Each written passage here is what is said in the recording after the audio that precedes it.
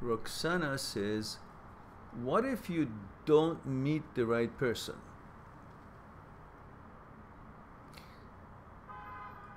There is an extremely high chance that you will. Because, you know, 7 billion people, it is highly unlikely that even if you try, you will not meet someone that you like. There's so many things to like in this world. It's like saying, what are the chances that you will not like a flower? Or what are the chances that you will not like a tree? What are the chances that you will not find a flower that you will like or a tree that you will like? What are the chances that you will not find a sport that you like? Well, of course, you know, sport is much more limited, but still, you will see that there are lots of chances. Kind of impossible if you don't like a plant, if you don't like a tree, if you don't find a tree that you like, if you don't find a flower that you like, and if you don't find a character, a personality, traits that you like in a person. Therefore, it'll be highly unlikely that you will not run into someone that you actually approve of, their character, their personality, and so on. Now, whether or not you guys will end up to stay together for a long time or forever, that's another question, because everybody is dynamically developing on the fabric of their consciousness. The field of the known is constantly modified by your experiences, reflected on your consciousness. The echo of your reactions to the events of life will change and will alter the field of the known, the canvas on which your consciousness is woven.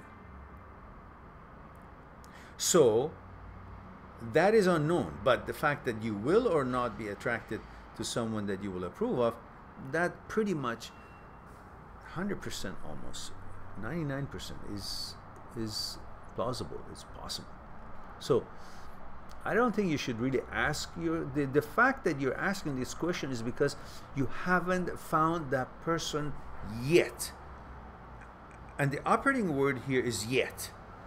It doesn't mean that you will not find. It just means up to now it hasn't been found. That's all.